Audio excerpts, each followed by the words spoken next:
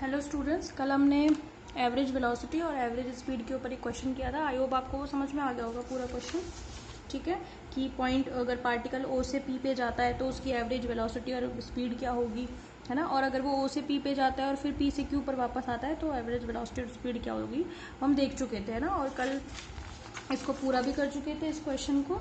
ठीक है आज हम पढ़ेंगे इंस्टेंटेनियस वेलोसिटी एंड स्पीड। ठीक है, तो आज का हमारा टॉपिक है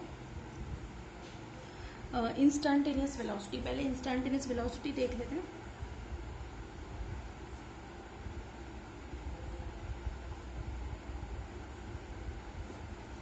इंस्टेंटेनियस वेलोसिटी, क्योंकि हमने पहले एवरेज वेलोसिटी पढ़ा था तो पहले इंस्टेंटेनियस वेलोसिटी पढ़ लेते हैं। भाई पहले जो हमने एवरेज स्पीड और एवरेज वेलोसिटी पढ़ा था तो वो क्या बताते हैं, वो ये बताते हैं कि कोई भी पार्टिकल कितना तेजी से गति कर सकता है, यानी कि how fast a particle can move. वो तो बताते हैं आपकी एवरेज स्पीड और एवरेज वेलोसिटी। पर किसी पर्टिकुलर टाइम पर किसी पार्टिकल की वेलोसिटी या स्पीड कितनी होगी वो किससे पता लगती है, इंस्टेंटेनियस वेलोसिटी या इंस्टेंटेनियस स्पीड से। तो इंस्टेंटेनियस चाहे तो वेलोसिटी हो चाहे इंस्टेंटेनियस स्पीड हो, दोनों ही क्या करती हैं, किसी एक निश्चित टाइम पर, किसी पर्टिकुलर टाइम या एक निश्चित क्षण पर किसी पार्टिकल या किसी ऑब्जेक्ट की वेलोसिटी या स्पीड को बताती है। समझ में आ गई। जैसे आपने व्हीकल तो आप सभी ने देखे हुए हैं, आपने स्कूटी या मोटरसाइकिल बाइक सभी चलाते होंगे, कार वगैरह चलाते होंगे, तो सभी में क्या होता है, चलाया नहीं होगा तो कम से कम देखा तो होगा आपने। ठीक है, वहां पे क्या होता है, स्पीडोमीटर लगा हुआ होता है, देखते हो ना आप। अगर आपने तेजी से आपने गाड़ी को रेस दे दी है तो उसका जो स्पीडोमीटर है, मीटर जो है वो ऐसे तेजी से मूव करने लग जाता है। ठीक है, और फिर अगर आपने कहीं ब्रेक लगाया तो वो उसी टाइम पे पीछे भी आ जाता है। ठीक है, तो वो जो स्पीडोमीटर होता है जो गाड़ियों में लगा हुआ होता है वो इंस्टेंटेनियस स्पीड को बताता है। बात समझ में आ गई। तो एक इम्पॉर्टेंट क्वेश्चन कंपटीशन में भी पूछा जाता है कभी कभी कि जो व्हीकल्स में लगा हुआ स्पीडोमीटर होता है वो कौन सी वाली स्पीड को बताता है, तो वो बताता है इंस्टेंटेनियस स्पीड को।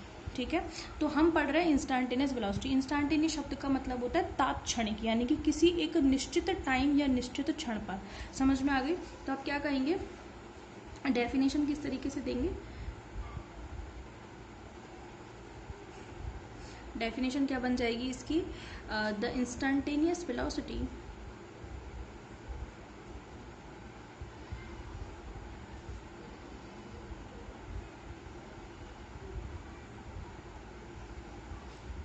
the instantaneous velocity of any object indicates the velocity at particular time, यानी कि एक निश्चित टाइम पर जो वेलोसिटी होती है वो उसकी इंस्टेंटेनियस वेलोसिटी कहलाती है। समझ में आ गई बात आपको। तो सपोज करें if an object covers delta x distance, मैंने आपको बताया था डेल्टा एक्स मतलब, डेल्टा शब्द का मतलब क्या है, बहुत छोटी सी डिस्टेंस कवर करता है किसी टाइम पर। ठीक है, delta x distance in time interval delta T. Delta T time में कितना डिस्टेंस कवर करता है वो, डेल्टा एक्स। ठीक है, आगे है then to find instantaneous velocity.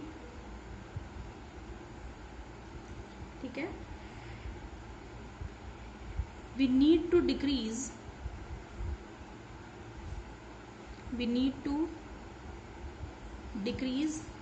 Delta t tends to zero, यानी कि हमें समय को क्या करना पड़ेगा, टेंड्स टू जीरो, यानी कि जब भी इंस्टेंटेनियस वेलोसिटी या इंस्टेंटेनियस स्पीड की बात होगी तो वहां पे समय यानी कि टाइम इंटरवल को आप क्या करोगे, बहुत कम, यानी कि टेंड्स टू जीरो का मतलब ये इस लाइन का मतलब होता है टेंड्स टू जीरो।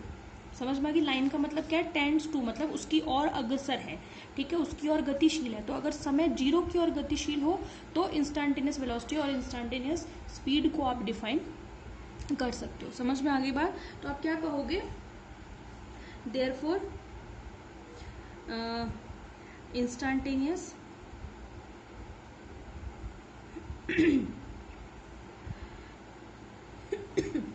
वेलोसिटी कितनी होगी आपको पता है, जो v होगी इंस्टेंटेनियस वेलोसिटी, उसको किससे शो करेंगे, limit delta t tends to 0 delta x divided by delta t।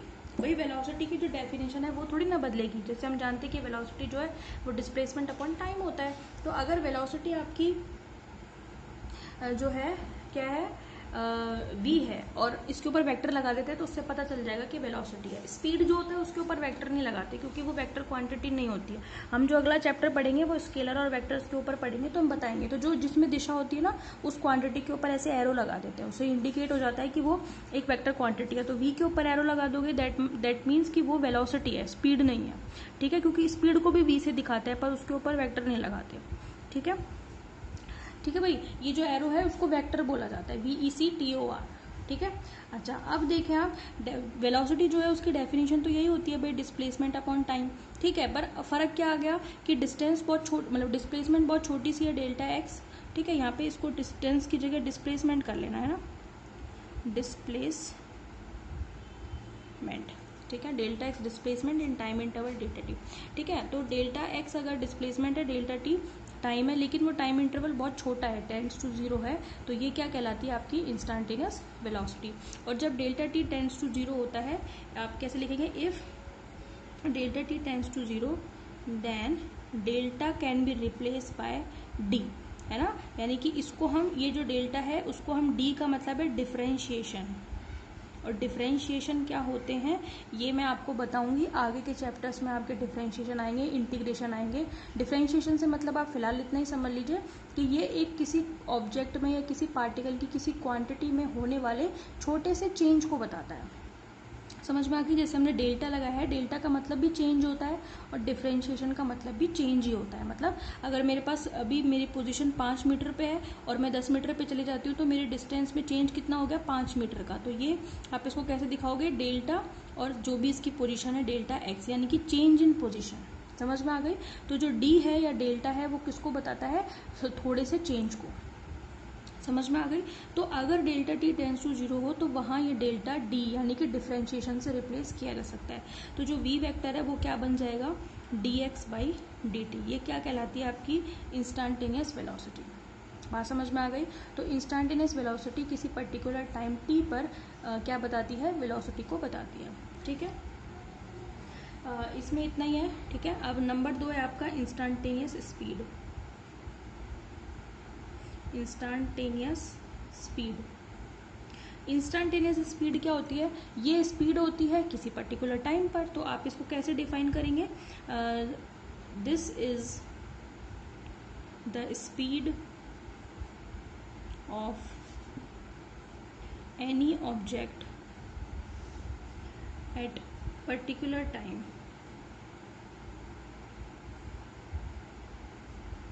ठीक है, तो किसी पर्टिकुलर टाइम टी पर जो स्पीड होगी किसी पार्टिकल की वो उसकी इंस्टेंटेनियस स्पीड होगी। तो आप क्या कहेंगे आगे, इफ एन ऑब्जेक्ट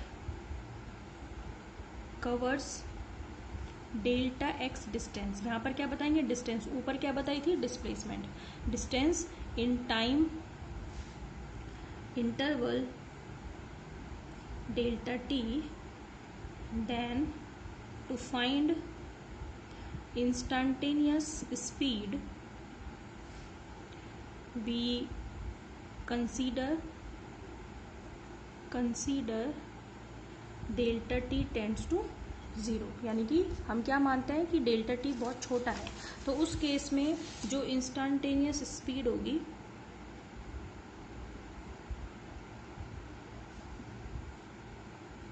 उसको हम किससे दिखाएंगे, v। लेकिन इसके ऊपर एरो नहीं लगाएंगे क्योंकि हमें पता है कि इसकी डायरेक्शन नहीं होती, क्योंकि स्पीड का मतलब होता है distance upon time.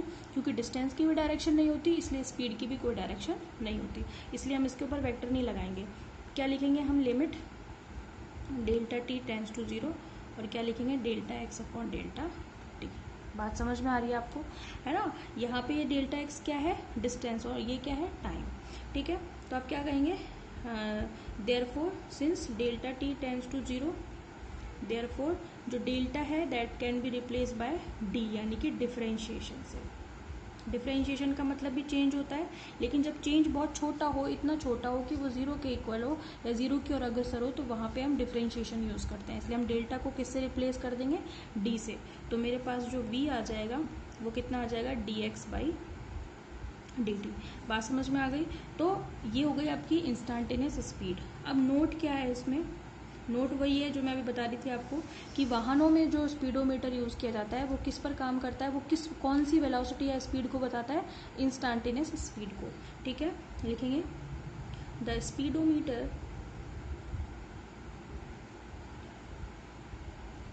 Used in vehicles, ठीक है, इन vehicles, the speedometer used in vehicles measure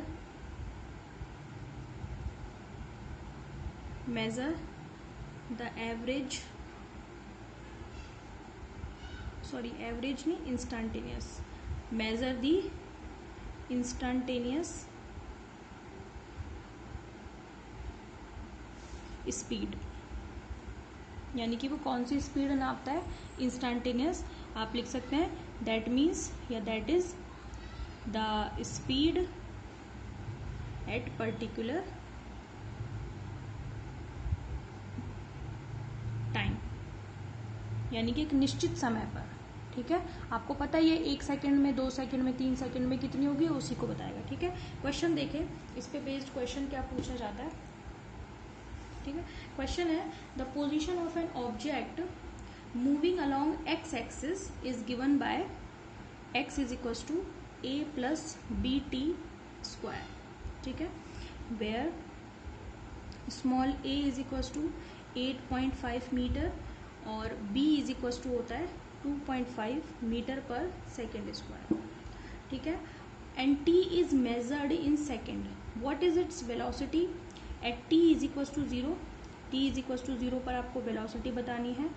ठीक है, एंड किस पर, t इज इक्वल टू किस पर, 2 सेकेंड, यानी कि 2 सेकेंड पर बतानी है आपको। What is the average velocity between 2 second and t is equal to 4 second.